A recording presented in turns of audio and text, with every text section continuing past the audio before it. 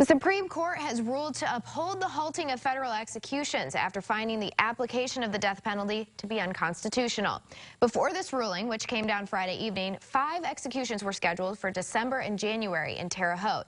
Despite the Supreme Court's ruling to put the executions on hold, several events focused on protesting the death penalty continued on this weekend, including one in Terre Haute at St. Benedict's Church. I spoke with organizers of the forum and those who have been closely affected by the death penalty to learn why they say they're against the use of capital punishment. The death penalty has nothing to do with the healing that murder victim family members need when loved ones have been killed. Bill Pelkey's life became tied to the death penalty after his grandmother Ruth was brutally murdered by 4 teenage girls in 1985, and one of the girls was sentenced to death. She was 15 years old at the time of the crime. She was sentenced to die in electric chair by the state of Indiana and became the youngest person on death row in the United States at that time. Bill says he initially supported the sentence until he considered how his late grandmother would feel. Yeah, my grandmother would not have been happy with that she in fact would have had love and compassion for this girl on death row and her family. I felt she wanted someone in my family. Bill's beliefs turned into a book titled Journey to Hope and brought him to the Death Penalty Action Forum held in Terre Haute Sunday afternoon. Forum moderator Abraham Bonowitz says many people disconnected from capital punishment tend to support it. I used to support the death penalty, and a number of the people that are speaking today are former supporters of the death penalty.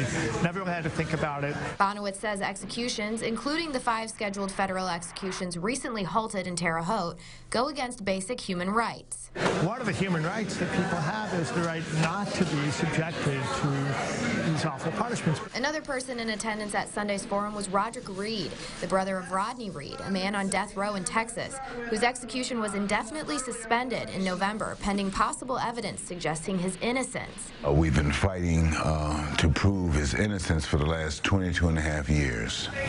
And tide is finally turning and things are going our way. Roderick says not only his brother, but everyone has the right to redemption, sentiments that Bill Pelkey echoes. I would rather talk about forgiveness and love and compassion for all humanity than actually talk about the death penalty. Because if you have love and compassion for all humanity, you're not going to see anybody put into the death chamber and life taken from them. Another speaker at today's event was Kima Gorell, a family member of the victims killed by Daniel Lewis Lee, the man initially scheduled to be executed in Terre Haute Monday morning. Gorell spoke near the end of the forum about forgiveness and how executing Lee would be the wrong thing to do compared to giving him a life sentence.